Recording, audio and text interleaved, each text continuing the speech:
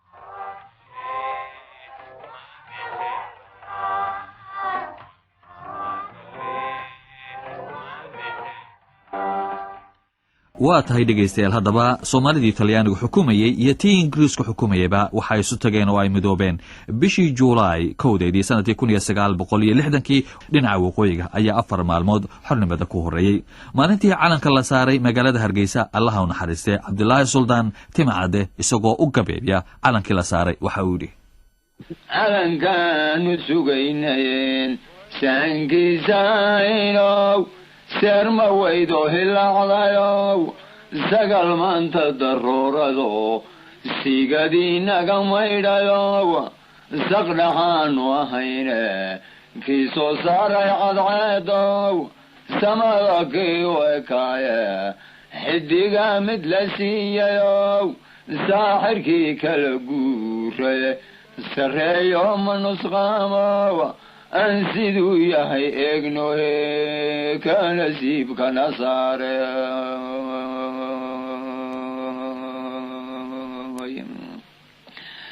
saahidiinta islaamkoe subxisaa jimcayaashiyo sibyaanta iyo haweenku calankaysa hadsheenow cidina kaanayna siinine saatir noogu yabohayow saaxirkii kala guuraye sarreeyo ma nusqaamow aan siduu yahay eegnohe ka nasiibkana saare allah u naxariistee cabdilaahi suldaan timacadde oo ka gebiyey habeenkii calanka la saaray magaalada hargeysa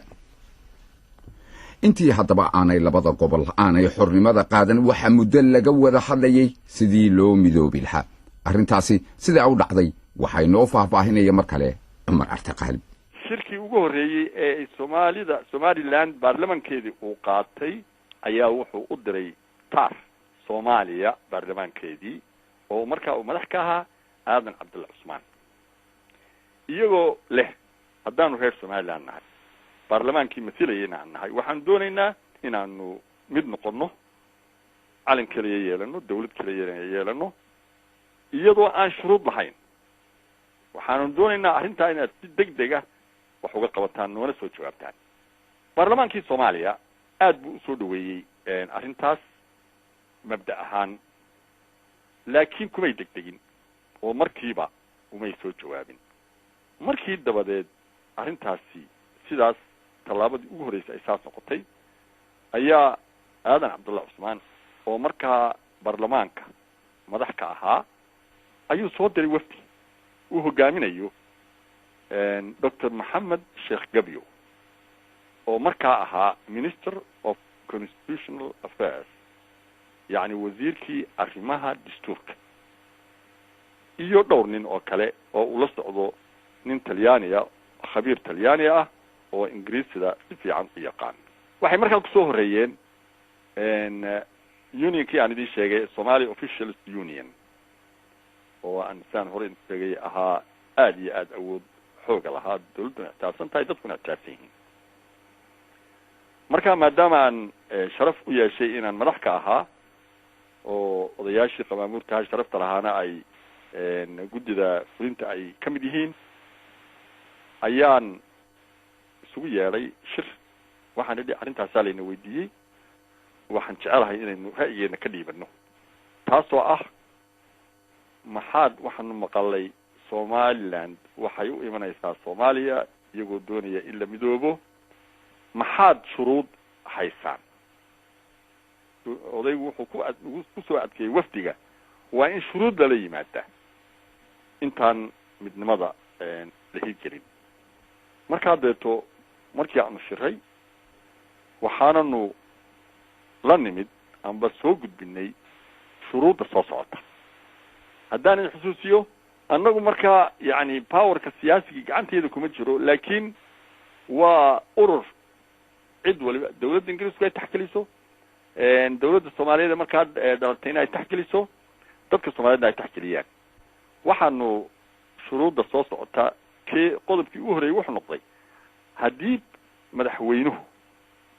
madaxweynaha jamhuuriyadda Soomaaliyeed midaysani hadduu gees noqdo amba Somaliland amba Soomaaliya prime ministerku ra'iisul wasaaruhu waa inuu geesta kale noqdaa waa qodobkii ugu horeeyay qodobkii labaad wuxuu ahaa tirada baarlamaanku labada geesood waa inay isku mid ahaadaan 60 iyo 60 qodobka saddexaad wasaaradaha waa in si xaq ah oo qayb fiican loo qaybsadaa iyadoo la siman yahay qodobka afraad haddii caasimaddu ay meel noqoto xataa maanu odhan muqdisho safaaradii caasimadda timaadaaba waa inay qunsuliya caama ku yeelataa dhinaca kale jeyshka wadaniga ah waa in nin sarkaalah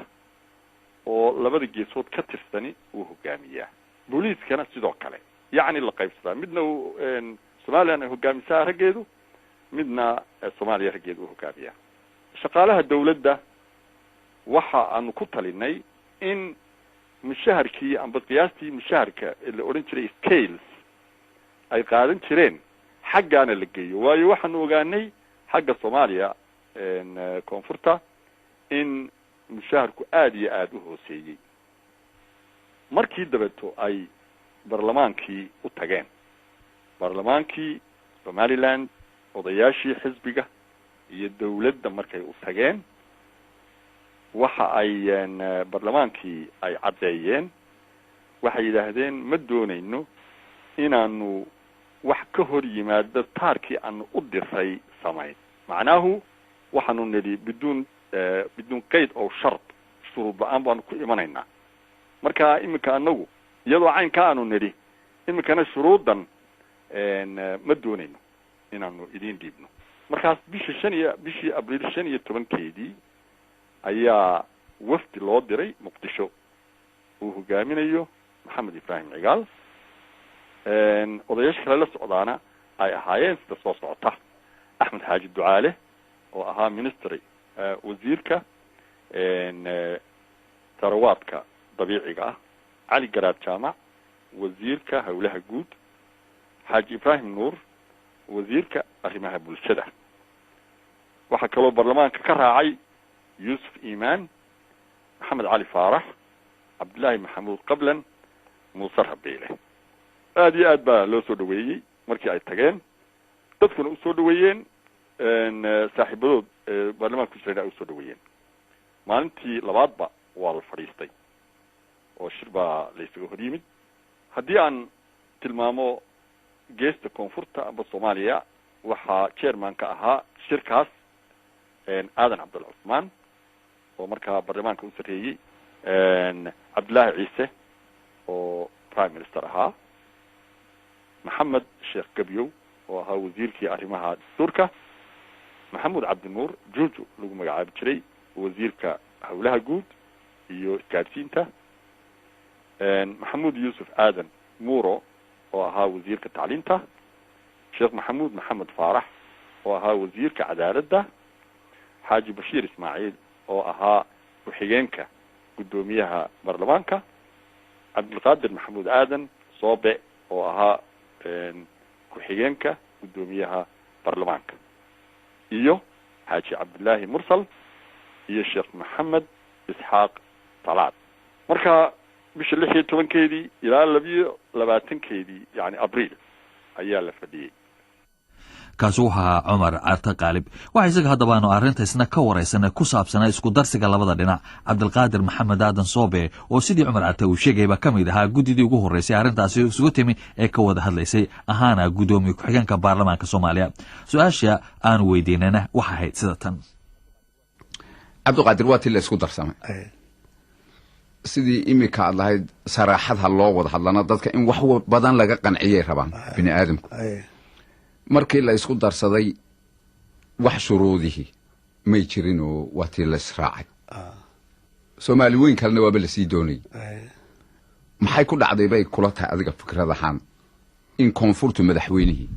iyo ra-iisul wasaarihii iyo madaxdii ciidamada intuba ay koonfur noqdaan iyo caasimadii waxaan ku leeyahay waxay ku dhacday waxa waaye condition ma jirin conditionkii la rabay in la keeno somaliland يعني واسكديبتي واسديبتي marka wax shuruud lagu xiray ma jirin conditional jiraa'ي qabiil baan hayo kana hayo midna ma jirin waxay raadeen nimid waa ka loo talaya jamhuuriyaddii Soomaalida ee dhalatay wixii ugu weynaa ee barnaamijka u noqday waxay ahayd sidii loo rumayn lahaa Soomaali weyn dhibaatada arrintaasi ay lahayd ma ahayn mid dawladdii Soomaalida ka qarsoonay رئيس الوزراء ugu horeeyay ee labadii gobol ee midoobe ay yeesheen oo ahaa Cabdirashiid Cali Sharmarka Allah naxariiste oo arrintaasi marka hadiyay waxa uu yiri nasiib darrada nahaysa waxa weey in wadamada Afrika ee dariska aanu nahay ee ay tahay inaanu ka shaqeyno kor u qaadida xiriir saaxiibtinimo iyo nabadgelyo oo na dhexmara inaana ahayn kuwa iyagu daris ama jaarka noo ah wax dariska iyagu yahay Soomaali aanu wada dhalanay oo dhalashadoodii ay ka been sheegtay soodin aan loo miidaandayn waxaanu wadaagna af habnololeed dhaqan iyo diinba markaasi sidee ayaanu walaalahayo uga dhigi karnaa dad shisheeye ah 29 bishii abriil sanadkii 1961 ayuu Cabdirashiid ereyadaasi ku dhawaaqay haddaba cumar carte qaalib oo muddo dheer ahaan jiray wasiirka arrimaha dibadda ee Soomaaliya ka horna ahaan jiray danjira Soomaaliya dibadda oo fadhiya oo aan wax ka weydiinay dhibaatada Soomaaliya ay kala kulantay dalalkii kale ee Afrika marka ay timaado Soomaalida dhulka ay sheeganayso waxa uu cumar yidhi markii istiqlaalka la qaatay Soomaalidu ay midowday waxa markaa dawladihii markaa jiray ay ka dhigteen bartilmaameed siyaasadda dibadda in la xoreeyo dalalkii kale ee Soomaaliyeed ee maqnaa waana la hareerayay bilxaqiiqa isbahaysi baa dhacay yani annagana la hareerayay yani Soomaalida la hareerayay iyadoo dawlad yaro markaa soo koraysa ah ayaa ciriiri weyn la geliyay adi sababa waxay noqotay xaruntii jamciyaddii Afrikaanku ay samaysteen madaxda Afrika OAU boqor Hayle Salaase wuxuu ahaa nin caan ah nufuudna ku leh adduunka waxaanan oran karaa qaraarkii madaxda Afrika ay gaadhay ee OAU-da ku soo baxay magaceeda isaga ka dambeeyay ee la yiri waa in xuduudu sidii isticmaalku uga tagay ay ahaataa cumar carte qaalib barnaamijkan taariikhda Soomaalida sanadkii ugu horeeyay markii ay isku darsadeen labadii gobol ee Talyaaniga iyo Ingiriisku ay kala gumaysan jireen waxa taagnaa xiisihii la isu qabay sida ka muuqatay suugaantaba haddaba Cabdulaahi Diiriye Sooraan oo ka mid ahaa fanaaniinta Soomaaliyeed ee muddada dheer hawsha fanka ku soo jiray ayaanu weydiinay bal bilowgii markii gobonnimada la qaatay sida fanka doorkiisu uu ahaa aadan horta su'aal fiican baad weydiisay وأنا سبرجع إن كستوان حرورها حتى نحبيك ما قصوني وها حب برجع لساري بعدما أي لعطي دولة الصومالية دو إسراع عمي لبقى يبوض كل مغنائنا الله يصح ونساوك برارتنا heesa fara badanna waa laga tegey maxaa ka mid ahaa markaa heesaha fara badan ma ama riwaayad haato ama gabay haatee ee waktigaasi aad baraarujinta wadeen horta intaan gobollada maqnaa koo tirin markiiba waxaa la tirtirsiiyey qoladii mas-uuliyadda qabatay ee maamulka haysay waata si ay kuwa maqanna wuxu doonaan dalka iyo dadka kuwa joogana nimcee barwaaqyahaybaa barwaaqahaye wax inta ay ka tari karaan ka taraan wax u qabtaan dalka waxaa ka mid ahaa riwaayad 11 la dhigay markiiba waata maxaa la odhan jiray waxaa la odhan jiray himilo waxay noqotay waa siyaasad waata yaa sameeyey markaa riwaayadaas iskuyo himiladii lagu halkay ayaa la odhan jiray marka waxaa ka mid ahaa si ku jira nin lagu seexdo oo seexan xilbaa sidaa toos dhiirigelintii iyaga la dhiirinayay waxaa kaloo ka mid ahaa waa laydin doortay ducana laydin saaray dooroonayaashu duca qaba ahad waata waa laydin doorto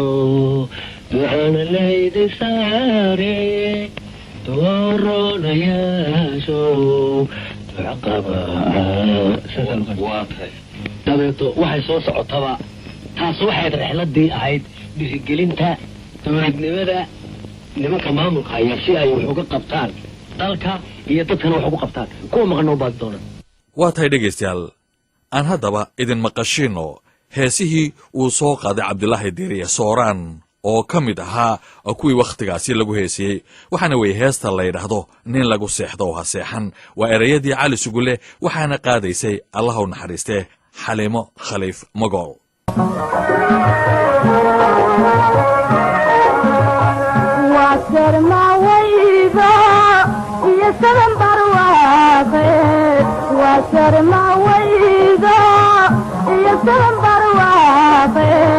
صدحني مقنانا ويسو سعداني صدحني مقنانا ويسو سعداني من لو سحبا سحل اللي بعد سيدا سحل من لو سحبا سحل هالسيحان هالسيحان هالسيحان هالسيحان ساجدو سوينو فيجبو Somalidi midodo, sahabi bahlo samati. Somalidi midodo, sahabi bahlo samati. من لو سحبا سحل اللي بعد سيدا سحل من لو سحبا سحل هالسيحان هالسيحان هالسيحان هالسيحان ساجدو سوينو فيجبو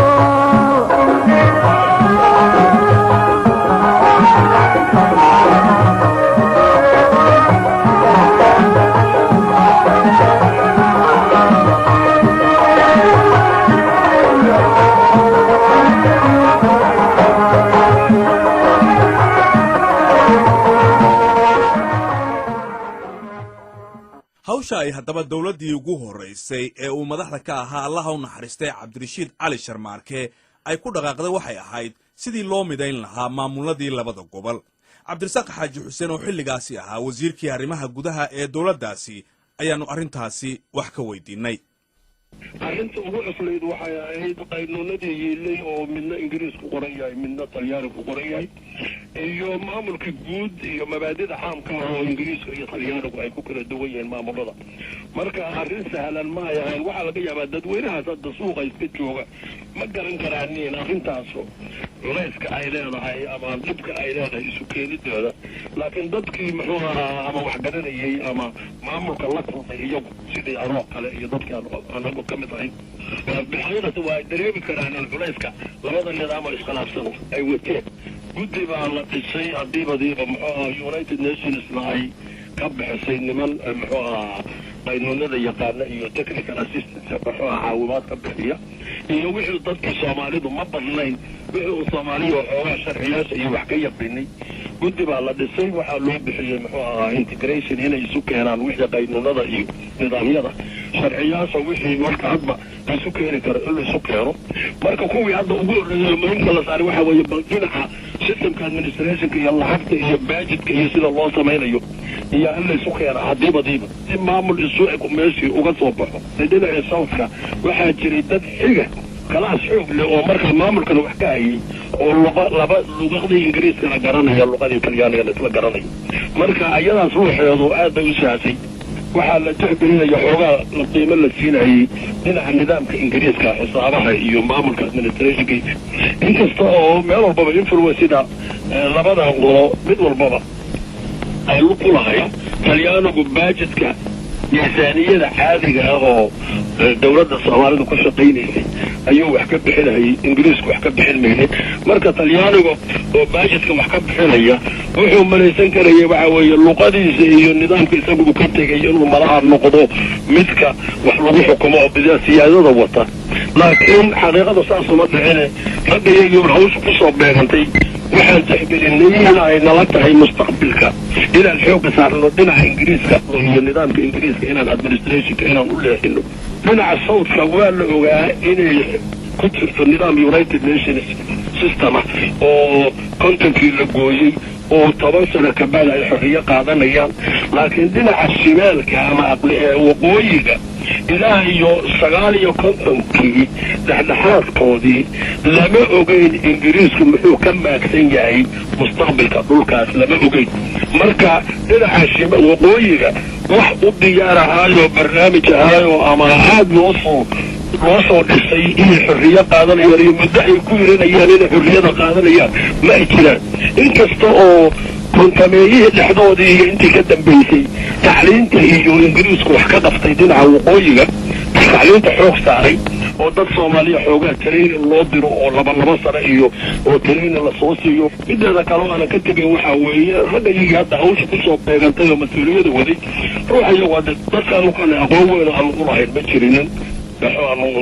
hawshaan baa nagu soo beegantay waxaana noogu soo beegantay intii gobonnimadii xorriyada la doonayay dadkii xoogaa dadku iska soo hormariyay oo hawsha wax ka wadwaday yaan ku soo baxnay marka ayaga ruux iyagu aqoon weyn maanu lahayn laakiin waxaan is leeyahay niyo iyo dadaal fiican inay jireen baa qiyaasaya haddaba dhegaystayaal sida cabdirasaaq xaaji xuseen hadalkiisa ku caddayd ama ka muuqatay midayntii labada gobol waxay ahayd howl aad u culus oo laga yaabo dadka caadiga badankoodu inaanay u muuqanin brofesorka la yidhahdo iam lewis oo ah nin taariikhda soomaalida si aada wax uga qoray barnaamijkan taariikhda soomaalida ku saabsanna aanu si xooga ugu xiganayno waxa isna uu ku qoray buuggiisa la yidhaahdo modern history of somalia in inkasta oo labada gobol midnimo dhaqan ay ka dhexaysay haddana waxay lahaayeen dhaxal xagga dhaqamada gumaysiga ah oo kala caddaa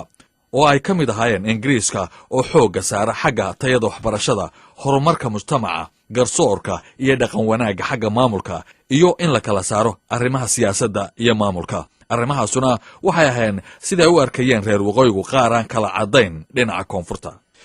faraqa xagga maamulka u dhexeeyey labada dhinac kasakow waxaa iyaguna jiray dhibaatooyin kale oo ay ka mid ahayd muqdisho iyo hargeysa oo xiriir xagga taleefanada ahi aanu ka dhaxaynin markii la isku darsaday gaadiidka xagga cirka oo iyagu u badnaa diyaarado kuwa booliiska ah isaguna marmar ayuuba ahaa socodkiisu jidka dhulkuna laami la'aan awgii waxa uu ahaa mid aad u dhibaato badan waxaana safarka baabuurada uu qaadan jiray haddii markaasi wax dhibaato ahi aanay iman ugu yaraan 3 maalmood kadib haddaba markii uu burburay xiisihii ay isu qabeen labadii gobol ee midoobay ayaa haddaba waxa soo baxay dareemo ay ugu xoog badnayd reer waqooyiga oo isweydiiyey isku darsigii labada gobol inay ku khasaaroobeen iyo inay ku faa'iideen arrintaasi waxay soo shaacbaxday markii saraakiil ciidamada qalabka sida ka tirsan ee soomaaliya oo reer waqooyi ahaa ay sameeyeen afgembi dhicisoobay bishii disembar sannadkii 1961 cabdirasaaq xaaji xuseen ayaa ahaa wasiirka arrimaha gudaha ee dowladdii saraakiishaasu ay ku kaceen sababta haddaba laga yaabo inay ku kaliftay saraakiishaasi inay isku dayaan afgembigaasi waxaanu wax ka weydiinay bal sida u arko cabdirasaaq xaaji xuseen waxaanu ku jawaabay wallaahi arrintaas muxuu ahaa si nasiib darraabay ay ku dhacday aqoonteedu waxaan u malaynahayaa garashadayda niman dhalinyaro ah oo dhowra bay ahaayeenoo muddo aan fogeyn ka hor bay ka soo noqdeen adugu kulliyo muxuu militariga oo mudayirka bacdi isku darkiibaa yimid markaas labadii wadan isku darsameen dhinaca militariga nimankii madaxda sare waxay u barteen oo noqdeen dadka sawdka ah maxaa jira dadka sawdka ah awal muddo loo soo shaqeeyey laga soo dhisay weeye inkasta oo ayan kulliyo weyn oo sida ragga dhalinyarada oo ka soo baxay ayaan ka soo baxin laakiin 20 sano oo jareynayay soo mareen laba sano ruuxoodu ay soo qaateen oo kulliyo ay Itaaliya ka soo qaateen khibrad dheer oo waayo aragnimo ah 20 sano ana waa ay lahaayeen niman ku xirma ay ahayn inay madax ka noqon karaan militariga laakiin dareenkaygu waxa weeye nimankan dhalinyarada ah waxay istuseen nimankan waa iska cilmi badan tihiin ayaga madaxnimadii haysta marka waxaan u malaynayaa ambition ama mahadama muxuu ahaa darajo iyo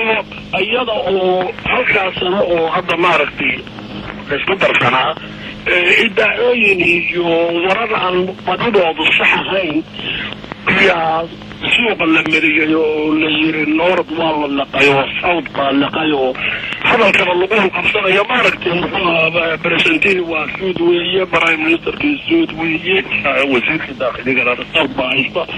muxuu booliiskii muxuu south baa haysta generaalkii marka noord waxba ma aha waa la laqay marka haddii hadalka saas loo yiraaho intaas masagaan run weeye laakiin haddii hoos loo baaro la yiraaho maxay ku dhexeen soo saas inay ku noqoto waxaa laga yaabaa tafsiir macquula in laga bixin karay baa suurtooda marka anigu waxaan isleeyahay nimanka dhalinyarada inaan ku gafsanayna waa suurtooda laakiin anigu waxaan isleeyahay waxay isku dayahayeen inay waddanka kala gooyaan sidii haddaba cabdirasaaq xaaji xuseen uu jawaabtiisa ku sheegay oo ahayd inay habboonaan lahayd in sababta la weydiiyo raggii afgembigaasi isku dayey waxaa noo suura gashay inaannu weydiinno ambasador cabdulaahi aadan oo kongo ku magac dheer kana mid ahaa saraakiisha uu ka fashilmay inqilaabkaasi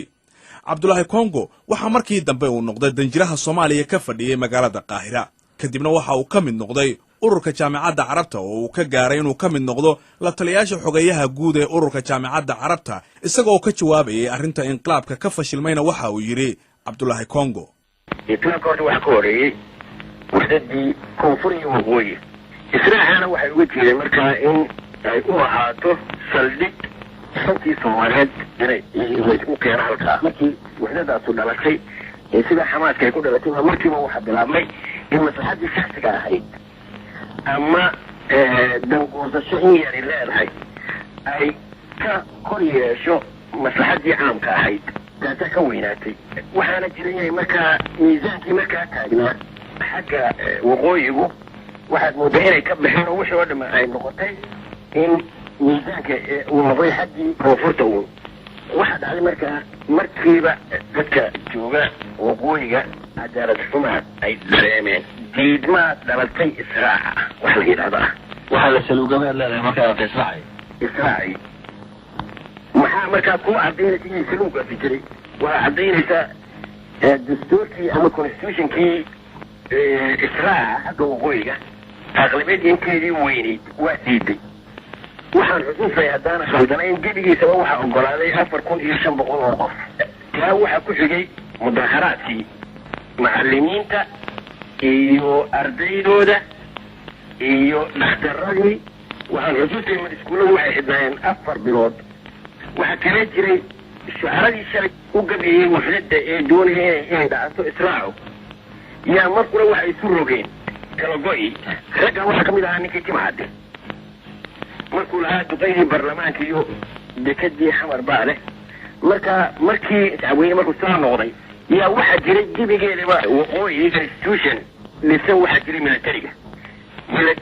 ee Soomaaliya ka dooran jiray waxa la saaray militariga marka waxa la saaray laxaad yaa idin saaray inta shacabkii marka waxaan u dhirin gariyana umurta halkeedii ku soo celinno intaanay meel xun gaarin oo arrinta Soomaaliyeed Soomaaliistiin ama meel xun la gaarsiin waxaan u jeednay markaa horta wax sawir tasiixiya la yiraahdo Soomaaliga waxa weeyaan inaad wax ku saxdo marka waxaan doonay waa inaan ku soo celinaa arrinta siday ahayd 26 June anagoo quwad isticmaalayna si aynu u saxno qalatadii siyaasiga ee dhacay oo loogu bedelo cadaalad shacabka dhexdiisa ah waxa kale hadafkayga labaad wuxuu ahaa in dadku u wada siman yahay wixii xuquuqa iyo wixii waajibaadka ah. waa tahay cabdillahi kaa dhex gala markaad leedahay waxaanu doonaynaa inaan wixii saxno ma waxaad doonayseen inaan wadahadal dambe gashaan oo waqooyi waa tahay wadahadalkii anaa ku imanaya inaan wadahadal doonina ku caddaan doonta arrintuba. waa tahay marka waxaan doonaya in dadku isku mid ah laga wada dhigo xagga qaanuunka iyo xuquuq waxay leeyihiin iyo wixii haystaa ay waajibaad leeyihiinba in loo sinaado. waxaanu kala doonaynay inay waxa qora ee bani aadam mid Soomaaliya lagu qiyaasi karaa inay tahay kartidiisa iyo cilmigiisa oo aanay noqonin yaa reer hebela iyo yaa xidida iyo yaa waxaa mid ah. waxaanu doonaya inaanu la furo dialogue ama wadahadala walaalada iyaga koonfur haddii taasu dhici weydayna diidaan kala gobaa dhexeeya inaan been kuu sheegin. waxaanu oran lahayn haddii ay iyaguna diidaan markaa iyagaa dembigeeda anagu waxay kuwii kala go-a qaatay maanu ahayn. haddii aad taataabato matala waxyaabaha dhaliisheen dulmiga u aragteen markaas maxaa ka mid ahaa matalan dhinaca milatariga oo kale marka la xagga milatariga waan kuu sheegaa dhegeyso. waxaa dhacay mar ayaala markii la yidhi labadii waddan waa la isku daraya darajada waxaa lagu qaaday sambiil markaasa nin walba wuxuu doonaya iskaga tashay laba kafadood baa la saaray. reer hebel inkaasay leeyihin reer hebel inkaasay leeyihin milatariga reer hebel baa leh boliiska reer hebel baa leh ku-xigeenka reer hebel baa leh ku-xigeenka kale milatariga reer hebel baa leh waxa inkaas xagee ka dhacaysa taas dee koonfur raggii boliiska ahaa yunbaa nologa dhigay jenaraalla iyo wixii annagoo markaa kasoo baxnay military academy oo soomaalina dee ah ta kale waxa weeyaan mar qura annagoo aan wax alle waxaanu iska filayi jiray sidii mustacmarad la qabsaday iyo anigu waxaan garanaya waxaan joogay meesha goreecaw la yidhaahdo waxaan ridayay rasaas baan ridayay markaa afar shan inoo saraakiinoo koonfur ka timi yunbaa iyagoo laaroobarqaso iyagoo laafar ku joogo markuna anigii idul yimaadeen leeya aniga waa commandantii maana kana waa fiisha commandantii kan waa caynkan kan waa caynkan waxaan ogaana ma jirin oo goormaa noqoteen waa maxay waxaan maxaa la soo sheegi waay meesha waa la isqabsaday yani wax caynkaas oo aan cadaalad ku jirin iyo militariga dhexdiisa ka dhacay. waa tahay kaasi waxa uu ahaa cabdilaahi kongo cabdirasaaq xaaji xuseen oo ra-iisul wasaare ka ahaan jiray soomaaliya hase yeeshee xilligii inqilaabka saraakiishu ay isku dayeen ahaa wasiirka arrimaha gudaha sidii aan horeba u soo sheegnay ayaanu isagana arrintaasi wax ka weydiinay. cabdirasaaq ma kugu muuqataa shakhsi ahaan marka la eego xilligaasi in ay ka muuqan karto meesha matalan in waqooyigii saamigii ay helayeen aana helno qadar xaq darriga ku jira meesha. su-aasha waxa weeye sidee bay ku timid waxa kaloo siday ku dhaceen weeye sidee ku timid awal buule markii laisku soo darsamay hadiibadiiba baarlamaankiiba la isugu yimid iyadoo loo dhan yahay waxaa lagu heshiiyey oo aan la isku khilaafin oo qof walbaba gacan saxabis lagu waxeeyey aadan cabdulla cusmaan inuu noqdo madaxweynihii jamhuuriyada isu timid soomaaliya qof hadal ka qabay iyo qof la tartamay iyo qof aan ogolayn xaqiiqadu ay tahay ma jirin doodii looma sameyn saxabis baa lagu aqbalay okay aadan cabdille markuu qabtay meeshii dastuurku wuxuu sheegaya waxa weeye aadan cabdille waa inuu dadka la showraa markuu dadka la showro waa inuu magacaabaa u yeeraa nin ay la tahay ninkii isaga ay la tahay inuu prime minister noqdo laa saame qabiil walaa saame muxuu ahaa gobol midkoodna maskax meesha ku jirtay waktigaa ma ahayn aadan cabdille waxay la noqotay cabdirashiid inuu ka dhigaa prime ministerka inuu ka dhigaa baarlamaankii waxaa loo doortay in isaguna reer waqooyiya yaa loo doortay saddexda jago oo muxuu ahaa ugu waaweyneyd oo legislative executive iyo baarlamaankii judiciary waa iyagu gooni bay ahaayeen waxaa yimid booliiskii iyo militariga awalba intaan laysku soo darsamin muxuu ahaa yaa la gooyey southka oo ingiriis talyaanigu hayayoo in military la sameeyo general daa'uud baa laga dhigay inuu militariga u madax yahay ayaa markaa laga dhigay muxuu ahaa booliiskana maxamed abshir oo isna generaalaba ayaa hayay markii booliiskii laisu yimid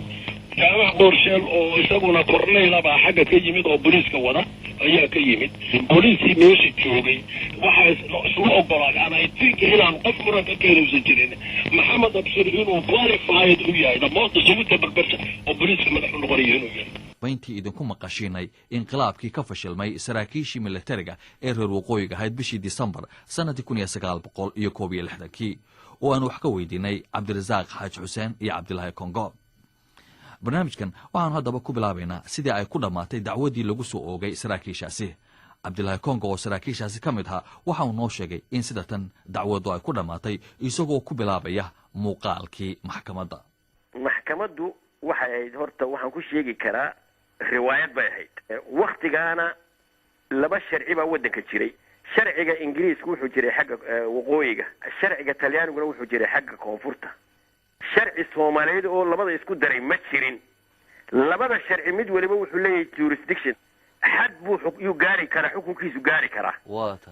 marka bani aadam waa inaan lagala bixin. shakliga kale ee maaragtay foormaha maxkamaddu ahaydna waxay ahayd qaadigu wuxuu ahaa ingiriis, dacwad ku-ooguhu wuxuu ahaa talyaani, nimankana daafacayay hindi bay ahaayeen. luqadda meesha socotay annagu aanu ku hadlaynaa soomaali bay ahayd. marka bal adigu maxkamadda mahsalada ah intaa maxkamad laga hadlayo adigu bal imaajin garee. maxkamadduna runta waxay ahayd fadaaxad bay u ahayd nidaamka siyaasiga. markii way nagu heli kari lahaayeen hadday mutiny nagu qaadaan. waa mutiny hadday idinku qaadaan way idinku heli lahaayeen. waa nagu heli lahaayeen. waata laakiinse waxay yidhahdeen maximumka la beegsada oo dilisa. annaguna markaa waxaanu isku daafacnay, waxaanu caddaynay horta waxayda waxaan la yidhaahdo jumhuuriyadda soomaaliya inaana sharciba ku dhisnay inaanay jirinba. ayaa ku doodayseen? yaanu ku doodnay. waxaanaanu nidhi challenge garaynay xukuumaddii bal inay keento wixii laysku raacay, sharcigii lagu mudoobay. leanno laba act of union baa jiray saad u og tahay waddanka oo draft of act of union ah. labadii act of union ciidamo kama hadal. ta kale waxay nala beegsadeen articaleka ugu 121 baa la yidhaahdaa oo Indian Penal Code ah. waa dil. constitutionkii waddanka markaa lagu dhaqayayna court martial ma ogola ilaa waqti dagaal mooyaane. markaa dee constitutionkii iyo Indian Penal Code baa la yidhi iyamaa sarreeya, iyamaa labada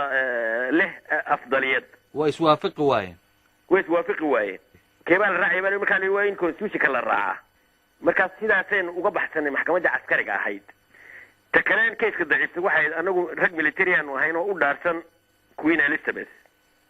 boqorada ingiriiska u dhaarsanaydeenba? boqorada ingiriiska u dhaarsanay. dee cid damboona dhaarisay ma jiro, cid kale aan u dhaaranay maba jirinba.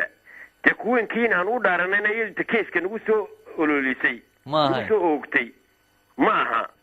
republicii markaa joogayna waa tan hore kugu sheego dee wax jiraaba ma jiraan, laanno act of union maba jiraba. waxaana la yidhi kayskii waa laydinku waayey. kaasi wuxuu ahaa cabdilaahi aadan cabdilaahi kongo.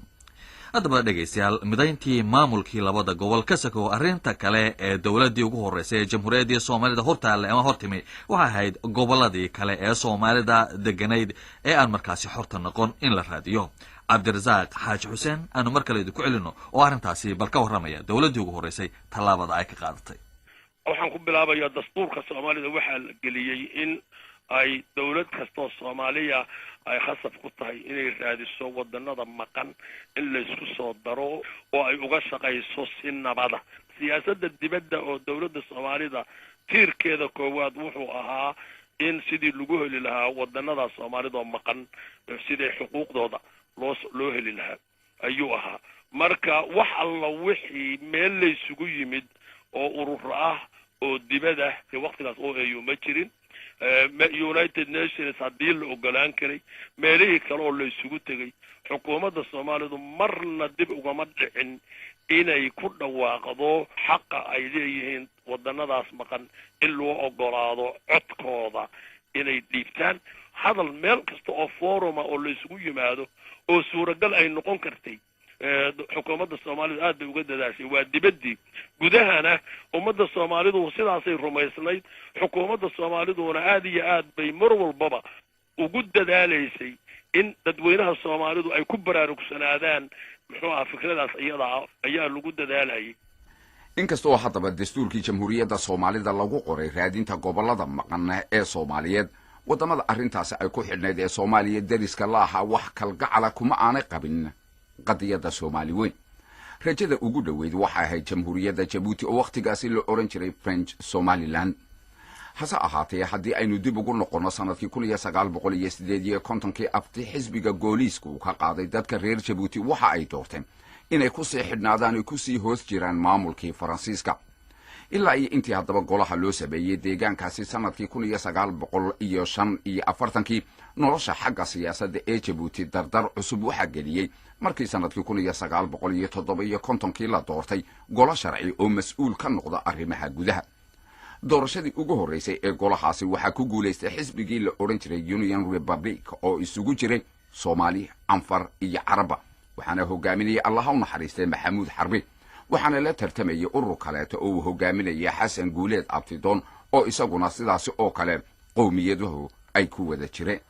markii haddaba doorashadaasu ay dhacday waxaa madaxweynaha looga dhigay jamhuuriyadda jabuuti sarkaalkii ugu sarreeyey isticmaalka ee halkaasi ka fadhiyay ku-xigeenna waxaa noqday maxamuud xarbi allaha u naxariiste. hase yeeshee doorashadii la qabtay 23 bishii Novembar sanadkii 1958 iyadoo taageero xoog leh uu ka helay dhinaca Faransiiska ayaa waxaa ku guulaystay xisbiga uu hogaaminayay Xasan Guuleed Abtidoon oo markii dambe waddanku xornimada u qaatay inuu madaxweyne ka noqday. isaga ayaana markaasi loo doortay inuu ku-xigeen u noqdo wakiilkii Faransiiska halkaasi ka fadhiyay. maxamuud xarbi waxaa dabeetana uu baxsaday magaalada qaahira iyadoo ololihiisu ahaa jabuuti oo ka xorowda Faransiiska. markii dambena 1959 waxa uu tegay magaalada muqdisho halkaasi oo lagu sameynayay dhaqdhaqaaq Soomaali weyn raadinaya. bishii Oktoobar sanadkii 1960 ayaa maxamuud xarbi allaha u naxariistay waxa uu ku dhintay shil dayuuradeed isagoo ku sii jeeda magaalada muqdisho oo ka soo laabtay booqasho uu ku tegay waddanka Shiinaha iyo wadamadii Yurubta bari. haddaba dhegeystayaal imakana bal waxaan idin maqashinaynaa mid ka mid ah si aan ugu nasano heesihii gobonimo doonka ee Jabuuti markaasi loo qaaday. waa kan Axmed Naaji.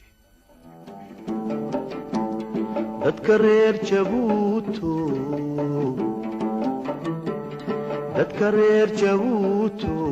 nin xornimo u jeeda jallaafada gumaysiga kama joogsanaayeen.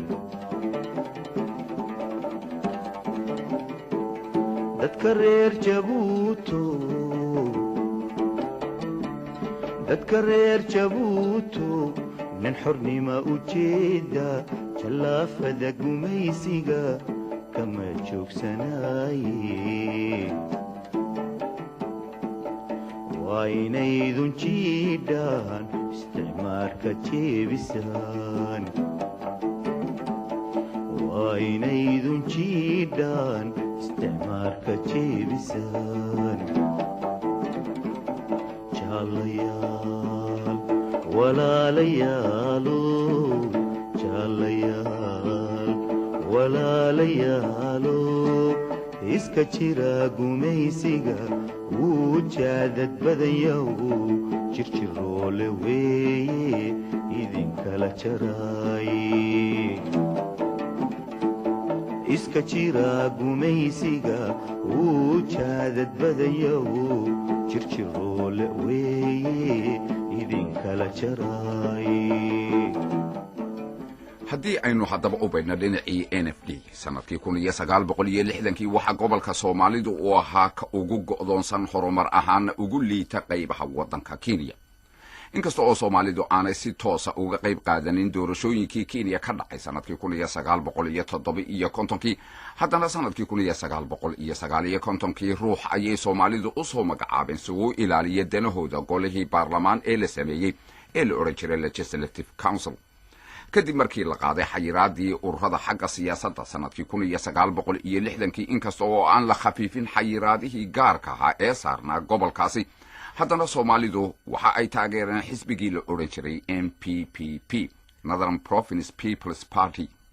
dowladda Ingiriiska ayaa iyaduna aan mowqifkeeda markaasi cadaynin. waxaa dhacday markaasi in Ethiopia ay bilowday olole ujeedadiisu tahay inay kaga hortagto Soomaali weyn oo dhaqan gasha. istiraatiijiyada Ethiopia adeegsanaysay waxay ahayd in xukuumadda Britain ay ku eedeyso inay Soomaali weyn iyadu ay dhisaso, waxaana ay culays Ingiriiska ku saartay Britain inay cadayso siyaasadeeda dhulka Soomaalida ku saabsan. bishii Juulaay haddaba sanadkii 1960 ayaa Macmillan oo ra'iisul wasaare ka ahaa dalkan Britishka ay la noqotay in arrintaasi sharaxaad uu ka bixiyo. waxaana hadal arrintaasi ku saabsan uu ka jeediyay baarlamaanka dalkan Britishka. waxaa hadalkiisu ahaa sida tan: xukuumadda Britishku dhiirigelin iyo taageero midna ma siinin mana siin doonto wixii sheegasho ah ee saamayn ku yeelan karaya xushmadda dhuleed ee French Somaliland, Kenya amaba Ethiopia. waxaa arrintaasi laga hadli karaa uun ayuu yidhi haddii ay noqoto doonis ka timaada dowladaha iyo dadyowga ay khusayso. waxaa haddaba hadalkaasi loola jeeday dhegaystayaal in lagu qaboojiyo etoobiya iyo faransiiska isla markaasna qalbiga loogu dejiyo hogaamiyaashii reer kenya ee aan soomaalida ahayn. dhinaca soomaalidana waxaa hadalkaasi uu qiray uun in dareenkooda la qadarin doono. sanadkii 1961 doorashooyin ka dhacay waddanka Kenya Soomaalidu waa ay qaatacday 1622 ruux oo kaliya ayaa isu diiwaan galiyay waxaana markaasi ay ka baqeen haddii ay codkooda dhiibtaan in loo qaato inay ogolaadeen dhalashadoodu inay Kenyaan tahay.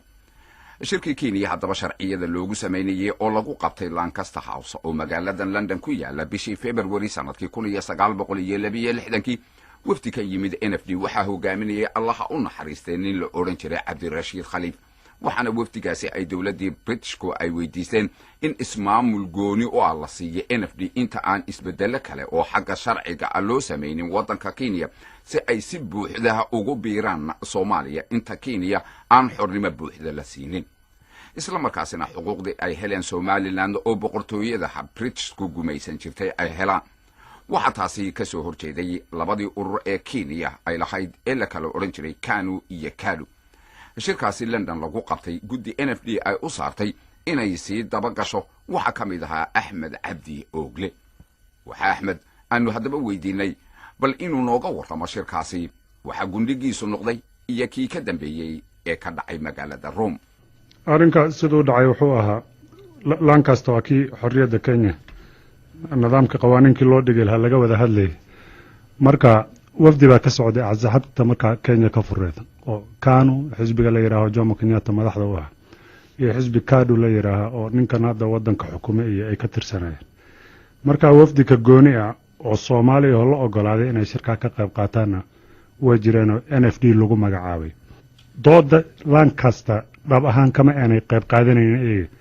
laakiin halkaas ay ku sugayeen oo ma garanaysaa wixii dood ay ka qabeen wadanka xorriyadda la gaarsiin lahaa safay aga hadlaan. waxaa kale oo joogay wafdi ka socda dawladda Soomaalida oo Maxamed Ibrahim Cigaal oo markaa wasiirka tacliinta ah oo madax ka yahayna London bay joogeen sidii iyagana wixii ay ku biirin karayaan oo sooda iyagoo ku doodaya NFD inay tahay wadan Soomaali ka mid ah. maxaa markaa Soomaalida loogu diiday shirkan ay ka qayb qaataan ay dibadda uga joogeen waqtiga Lancaster House shirka lagu qabtay? waxa weeyaan ma garanaysaa axsaabti kama ay tirsanabay markaa ay ku doodayaan iyo doodoodii hadda kaba gooni ahba wixii ma garanaysaa ka dhacaya meesha dadkan xorriyadda sida wadanka Kenya loo gaarsiin lahaa baa laga hadlayay ayagana sida ay aga go'i lahaayeen agenda laga wada hadlayay baa kala gooni ah. sida ha ahaatee fursad bay heleen ragga ayaga in ay la kulmaan wasiirul mustacmaraadka iyo dad dawladda ka tirsan Ingiriiska nin Reginald Modeling la yiraahdo markaas ay wasiirka isticmaalka yaa ahaa marka waxa la kala qortay oo lagu heshiiyay waxay ahayd in wafdi marka Commonwealth ka tirsan in loo diray NFD halkaas oo ay soo xaqiiqsadaan dadka degan gobolka NFD la yiraahdo waxa ay doonayaan waxa marka lagu doodanay ay tahay inay Soomaali raacayaan iyo inay doonayaan inay ka tirsanaadaan wadanka Kenya. waxa go'aan oo laga gaaro halkaana ma garanaysaa dawladda Ingiriiska ay ku camal fasho marka wafdiga Soomaalida ayagoo faraxsan bay marka wadanka dib ugu soo noqdeen oo malaynay inay guusho meesha ay dhaliyeen. waxaad ka warantay Axmed maadaama marka wafdigaasu iyagoo faraxsan ay soo laabteen arrintaas sidee markii dambe isu bedeshay? isla bariye horta wasiirka mustacmaraadka waa la bedelay oo nin Ian MacLeod la yiraahdo yaa wasiir laga dhigay. wafdigii waa la soo diray NFD bay yimaadeen 6 magaalo marka la dhihi jiray oo Marsabit iyo Isiolo iyo Moyale oo laga gooyay hadda gobolka Waqooyi Bari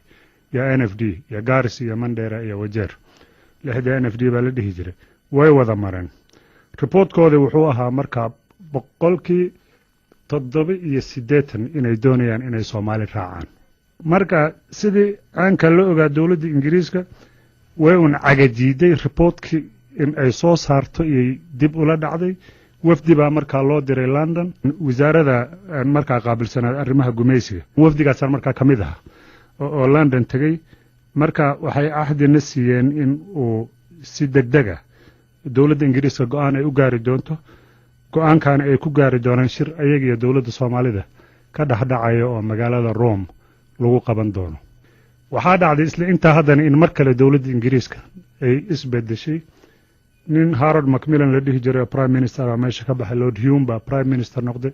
wasiir mustacmaraadkana mar saddexaad baa la bedelay nin Duncan Sams la yiraahdo oo go'aanka u dambeeyay NFD ku saabsan gaari doono yaa meesha soo galay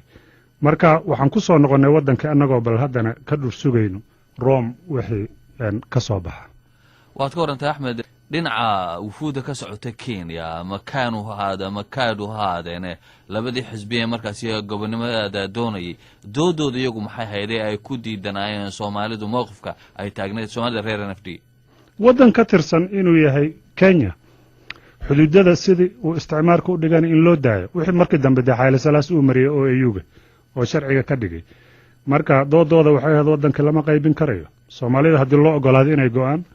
qola kasta oo xuduud degan sida Maasai ay ku halqabsan jireen oo qaarna Tanzania degan qaarna Kenya degan ayagana waa go'ayna bay dhahayaan marka wadanka xorriyadiisa inay suuragal ba ahaan oo Soomaalida sababteeda uu kala qaybsami doono iyo marka ku doodayeen waana labada xisbiba halka way ka mideysnaayeen waxaad ka warantaa markii dambe mesela shirkii la isugu yimid magaalada Rome ee wadanka Talyaaniga ee xukuumadda Soomaaliduna markaas ay timi maxay qodobada laga hadlaysay shirkaas sidoo u dhacay muxuu gundhigiisa noqday shirka wuxuu u dhacay waxay ahayd dawladda Soomaalida iyo Ingiriiska inay ka wada hadlaan ilaa sida aan ku sheegay interestiga Soomaalida ee u leedahay NFD wax qarsoon marka ma sanahayna way ku doodayeen marka wafdi ma garanaysa dawladda Ingiriiska oo go'aankeeda halka laga sugayo iyo dawladda Soomaalida halka inay ku shiraan iyo ahayd wafdiga Soomaalida marka Dr. Sharmaark oo prime minister ahaa madax u ahaa Cabdullah Ciise wuu joogay nin Ali Maxamed Hiraab la yiraahdo wuu joogay Maxamuud Cabdi Caraar nin la yiraahdo marka safaaradii marka cilaaqaadka la kala goosta London ka yimid wuu joogay iyo dhowr kale oo safiir qayb ninka la yiraahdo rag badan halka ku garanay badooda waa dhinteen Allah u naxariistay marka dawladda Ingiriiska marka sida la filayay wafdigeedii hoos bay u dhigtay oo nin Peter Thomas la yiraahdo wasiiru dawli ah wasaaradda khaarijka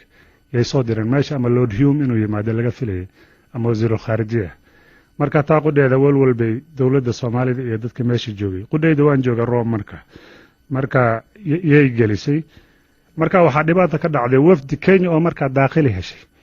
yaa wasaare ka socotay eegana oo Kenya oo hore Soomaalidan la hadlayna oo nin James Gichuru la yiraahdo oo wasiirka lacagta marka laga dhigo waa daaqili Tom Mboya rag aan kan ay tahay marka dawladda Soomaalida way diiday waxay yiraan wax dood oo naga dhaxeeya annaga iyo dawlad Kenya ka dhalan doonta malaha waxaan arin isticmaar bay ahayd Ingiriis baa wadankan adoonsanay ama gumaysanay Kenya sidoo xorriyadda u gaarsiinaya xorriyad la mid ah waa inay gaarsiiyaan dadka NFD marka Kenya ma wada hadlayno marka waxaa dhacay wafdigii Kenya in lagu biiriyo wadanka Ingiriiska ay xubin ka noqdaan safa ay doodooda ay qayb galaan annagoo dhowr oo NFD ka soconayna marka wafdigii Soomaalida in lagu dhaxgoogooyo oo ma garanaysaa qaarkeena ay sidaas ay ka qayb galaan marka go'aan in Ingiriis gaaro iyo ahayd go'aankina ma garanaysaa wuxuu ku dhamaaday si aad u falxun Ingiriisku waxay yireen wax go'aan oo gaari keenayna malaha Kenya markay xorriyadda qaadato inaad ka wada hadashaan weeyaan wafdiga Kenya ninka madaxda u ahaa Tom Mboya ninka la yiraahdo hadlay wuxuu yiri marka waadna soo mari karaysaan oo prime minister Kenyatta marka yaa waan idinku casimaynaa Nairobi inaad ka wada hadashaan shirkaas 3 maalmood buu socday aad baan u xusuusnahay Dr. Sharmaark naxariista Allah si aad buu ugu dadaalay ma garanaysaa shirka inuusan ku dhamaanin ma garanaysaa in sida lagu kala tago asagoo mar Kenya tusayo in cilaaqaad quman oo walaalnimo ayaga iyo dawladda Kenya iyo Soomaaliya ay dhaxmareen inta NFD xaalkeeda aanka u yahay sidaan u joognay 3 maalmood markii la joogo baan war helnay wafdiga Ingiriiska galabta dambe inuu tagayo oo London ku noqonayaba bas shirka sidaas ay tumba wax communique oo la soo saaray ma aana jirin halkii baa lagu soo kala tagay kaasi wuxuu ahaa Axmed Cabdi Ogle imakana dhageystayaal waxaanu idin maqashinaynaa mid ka mid ah heesihii NFD loo qaadi jiray oo fanaaniinta Soomaalidu ay u sameeyeen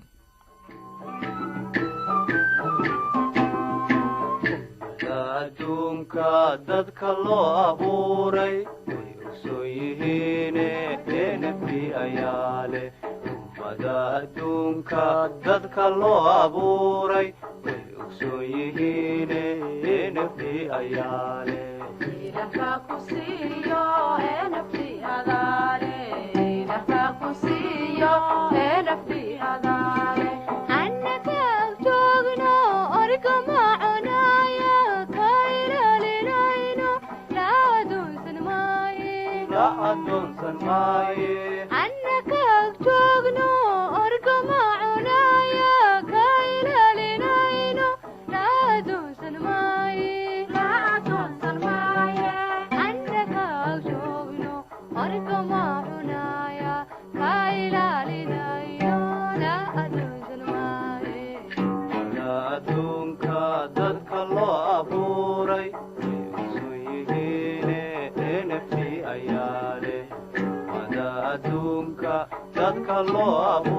bartay